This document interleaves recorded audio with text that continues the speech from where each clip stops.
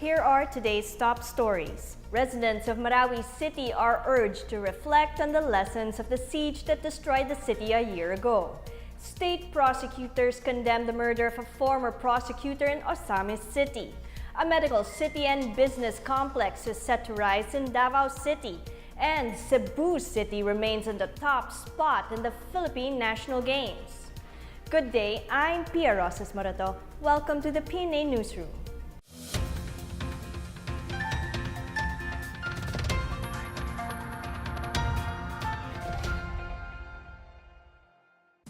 Marawi City took the time to look back at the time it was attacked by terrorists 1 year ago. Residents were urged to remember its lessons and rise above the tragedy. More on this from Maricor Zapata. President Rodrigo Duterte did not visit Marawi City on the first anniversary of the bloody siege that left the city in ruins. Instead, Special Assistant to the President Lawrence Bongo said Duterte will attend the commemorative rites on the liberation of the city from the clutches of terrorism. Go said rather than commemorate the start of the Marawi terror siege, the nation should reflect more on the lessons learned from the dark chapter of Philippine history. The President, Go said, wants to see Marawi rising again and the Maranaos going back to their normal lives. On May 23 last year, local Maute terror group barged into Marawi City carrying black flags with the ISIS logo and taking Filipino Catholic priest Father Chito Soganub and other civilians hostage. Government troops responded, prompting Duterte to cut short his trip to Russia and put Mindanao under martial rule. The armed conflict ended 5 months later after the military killed the Maute group's top leader, Isnilon Hapilon and Omar Maute. At the 120th anniversary of the Philippine Navy on Tuesday, the President admitted that the government could have done better in handling the Marawi siege, but he took responsibility for it, saying he did not anticipate the war would last 5 months and leave the city in ruins. We had a very sad experience in the Marawi siege. And we all know that we have fallen short in some respects the way it was handled. I assume full responsibility. The Marawi siege left more than 1,000 terrorists, 167 government troops, and over 100 civilians dead. The Task Force Bangon Marawi pegged the total damages and losses from the armed conflict at 17 billion pesos. And more than 51 billion pesos would be needed to rebuild the war-torn city. For the PNA Newsroom, I'm Maricor Zapata. The preliminary investigation on the 133 million peso tax evasion charges against online news site Rappler Holdings Corporation is expected to be wrapped up by the Department of Justice by next month. Facing tax evasion raps filed by the Bureau of Internal Revenue and RHC President Maria Ressa and Treasurer James Bitanga. The respondents submitted their counter affidavits last May 7, while the BIR submitted on Tuesday their reply to Rappler's counter affidavit. Assistant State Prosecutor Zenamar Machacon Caparos, who is handling the case, has given the respondents until June 6 to file their rejoinder. The BIR accused Rappler of failing to declare some 133 billion pesos in taxes in its annual income tax return and value-added tax returns for 2015. Rappler, meanwhile, claimed the charges only aimed to harass the company and maintained that there was no tax evasion and no intent to avoid payment of taxes. Prosecutors have called for the arming of state lawyers following the murder of a retired prosecutor in Osamis City. More on this from Miguel Hill. The National Prosecution Service, an agency under the Department of Justice, strongly condemned the killing of a former state prosecutor in Osamis City. In a statement, Prosecutor General Jorge Catalan Jr., NPS Chief, said it is high time that prosecutors be armed to be able to defend themselves from attacks. Catalan said prosecutors must be given self-defense training and mechanisms to safeguard their lives.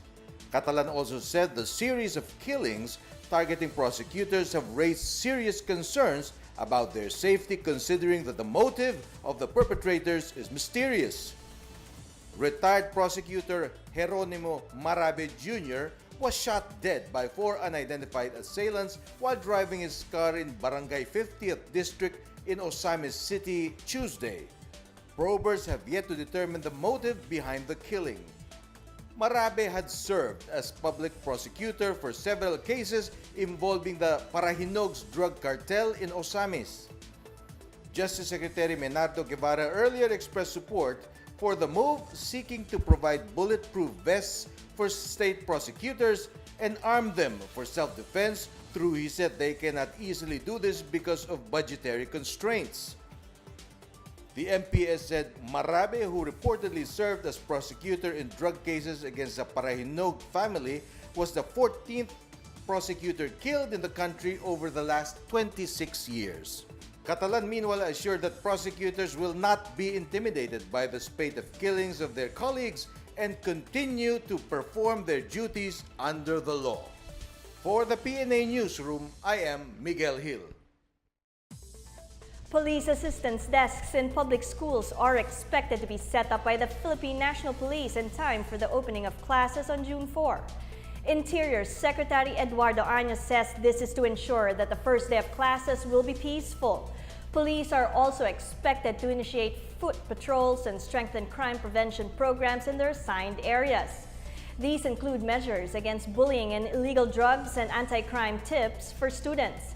Año says police presence in school is done in support of the Department of Education's Oplan Balik Eskwela. Certain provisions added by the Commission on Higher Education to implement rules and regulations of free tuition fee law are being questioned by lawmakers.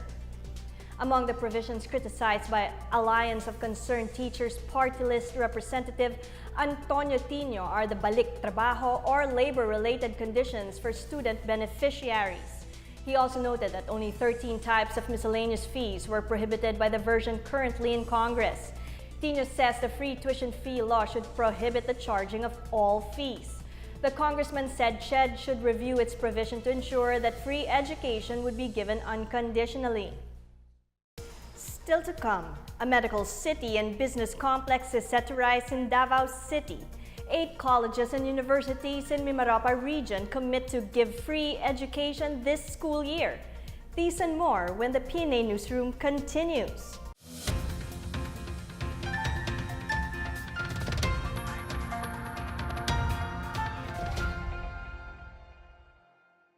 I now officially declare the Philippine National Games 2018 open.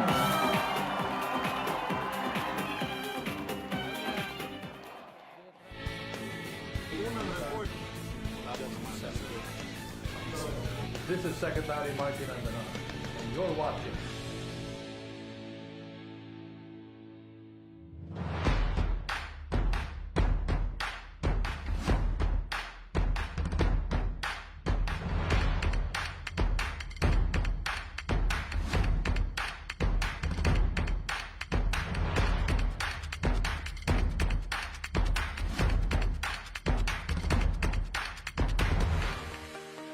Noong May 19, 2018, ay buong siglang pinangunahan ni Pangulong Rodrigo Roa Duterte ang pagbubukas ng Philippine National Games 2018 sa Cebu City upang ipakita sa mga kabataang atletang Pilipino ang kanyang buong suporta. Ang Philippine National Games ay isang kompetisyong pampalakasan para kilalanin ang mga posibleng bubuo sa national pool athletes na lalahok sa international tournaments gaya ng Southeast Asian Games, Asian Games at sa Olimpiada. Tampok sa palaro ang pinakamahuhusay nating kabataang atleta na 16 years old pataas. Magtatagisan sila ng galing at lakas mula May 19 hanggang May 25, 2018 sa kabuoang 21 disiplina. Para sa ating Pangulo, ang masiglang programang palaro ay magpapalalim sa dedikasyon ng ating bansa na palaganapin ang diwa ng sportsmanship at integridad sa pamagitan ng sports excellence and global competitiveness. Isa rin itong platform upang mahasa ang kakayahan ng ating mga kabataang atleta. Hindi lang ang kanilang husay sa laro, kundi maging ang kanilang diwa ng pagiging tunay na makabayan. Higit sa lahat, hinikayat ng Pangulo ang mga kabataan na suportahan ang mga pagsisikap ng pamahalaan na malunasan ang mga suliranin ng ating bansa tulad ng kriminalidad, katiwalian at iligal na droga. Para sa On the Side, ito po si Secretary Martin Andanar.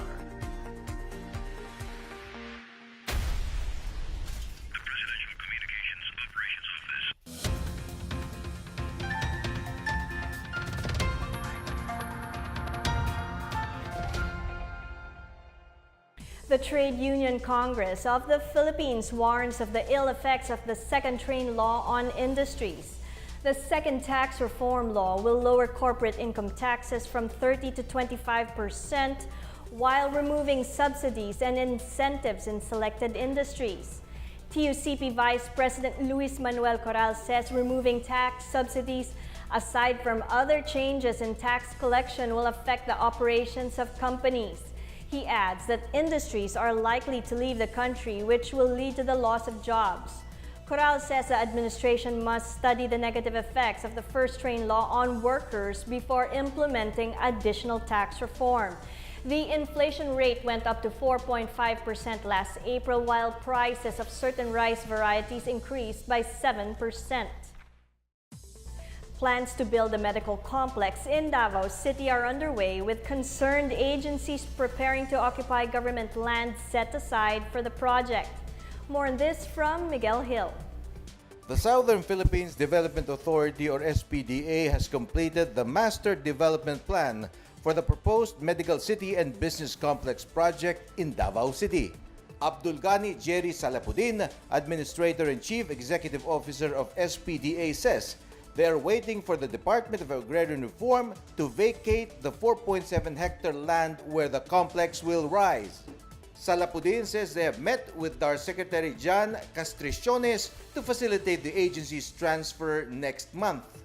The two agencies plan to create a joint committee to ensure that the transfer of employees without affecting DAR's operation. The SPDA is set to begin the first phase of the construction of the Medical City project, which will be called Asia Pacific Medical City.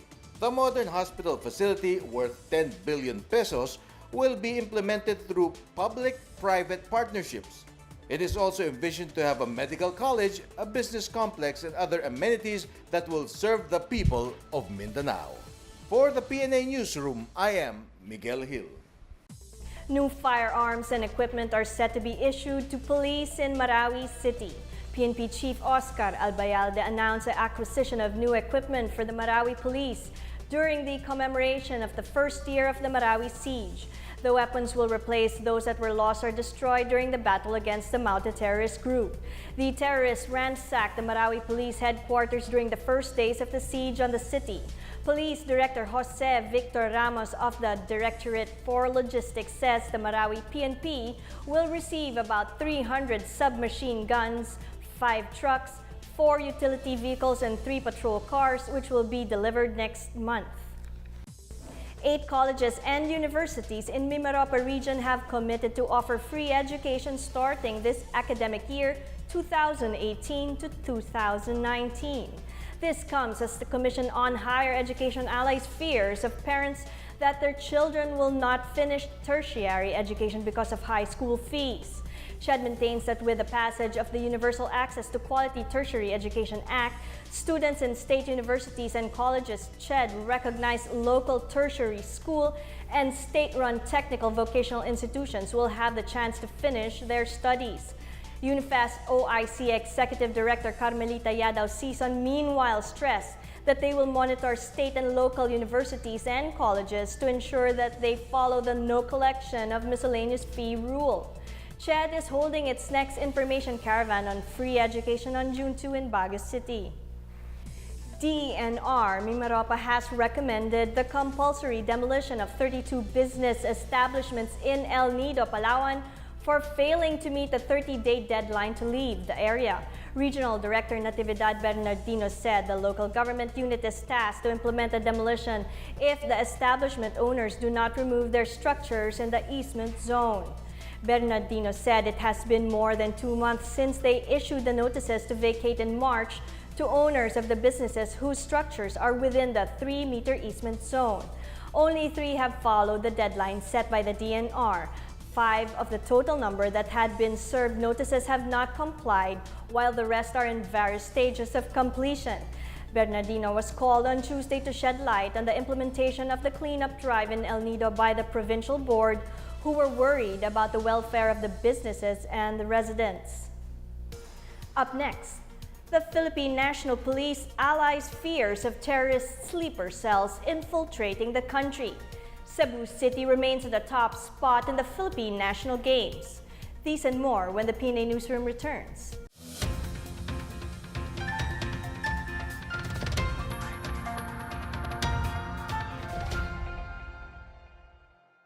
Mainit na usapin ngayon ang issue ng diborsyo sa bansa, lalo pat nakalusot na sa Kamara ang divorce bill.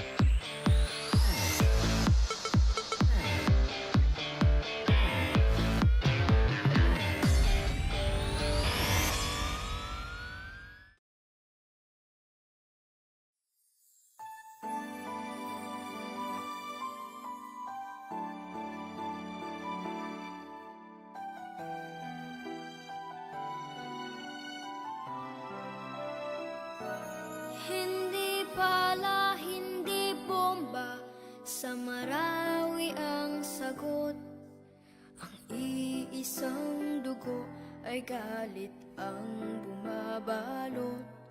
Mga walang kamuwang-muwang, kayakap ang luha at pagod.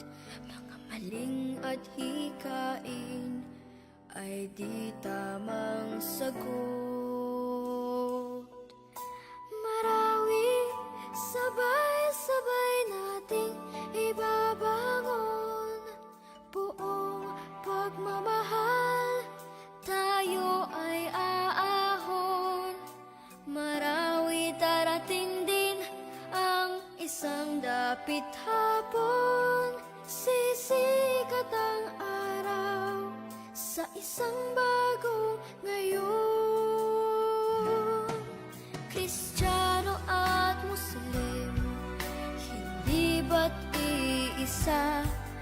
Nilalang tayo ni Allah na iisang Ama. Kung bubuksan ang puso ng bawat isa, sa ulo ang maghahari ay ngiti at saya. Marawi, sabay-sabay nating ibabangon. Buong pagmamahal, tayo ay aahon. Marawi, darating din ang isang dapit hapon. Sisikat ang araw sa isang bagong ngayon.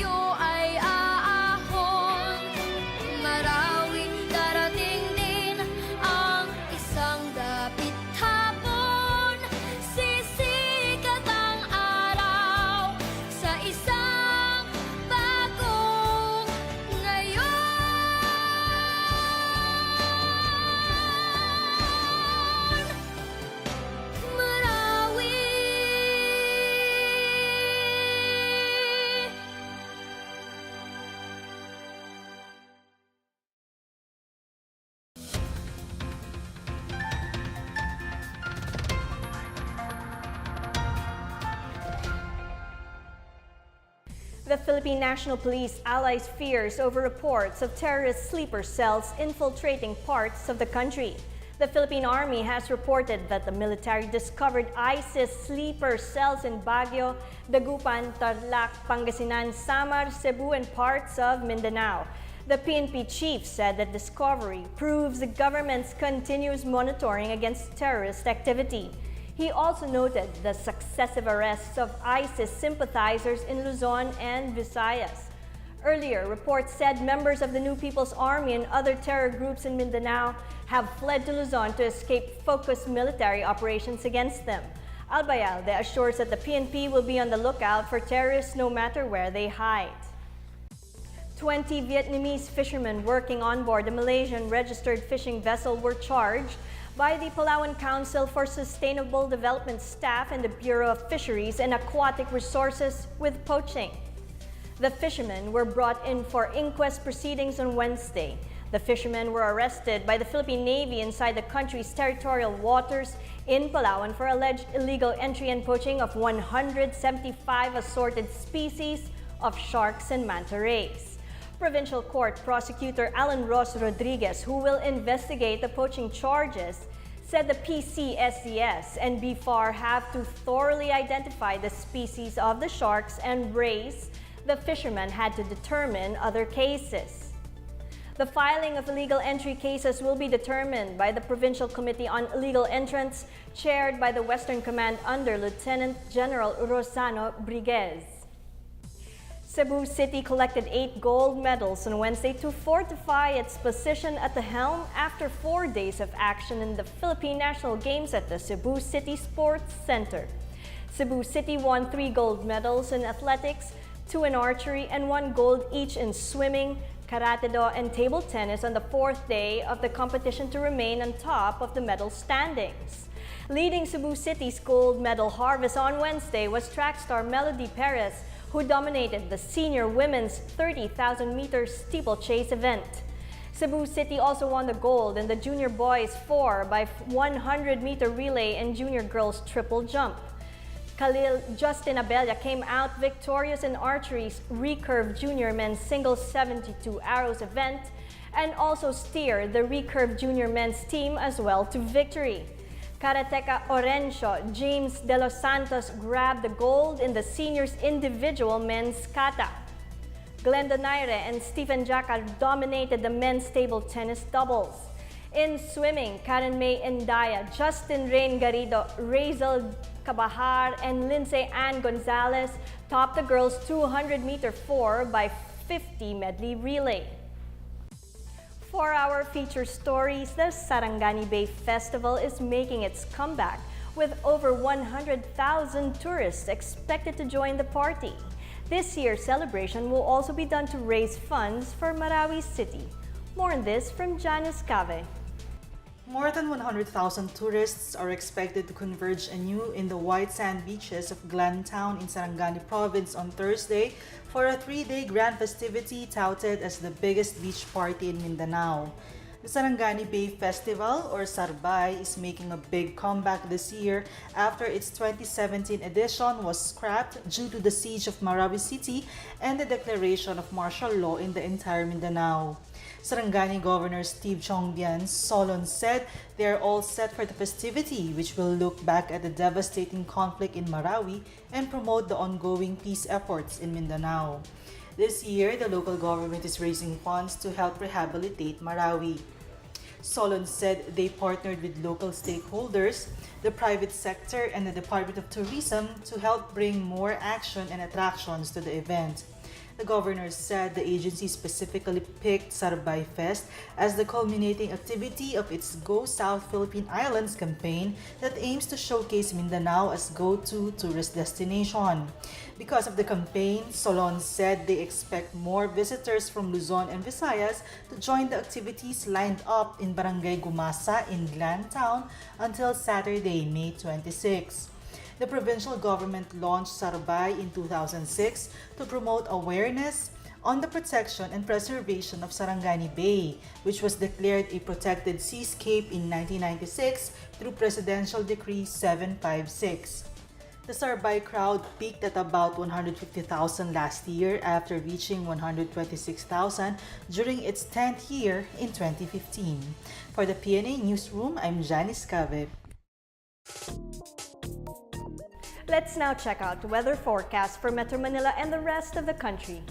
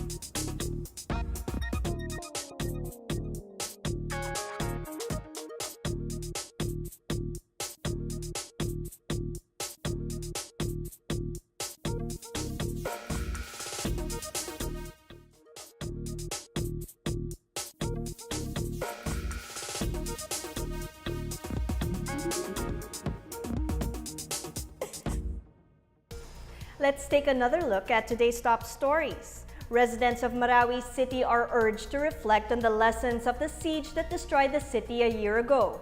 State prosecutors condemned the murder of a former prosecutor in Osamis City. A medical city and business complex is set to rise in Davao City.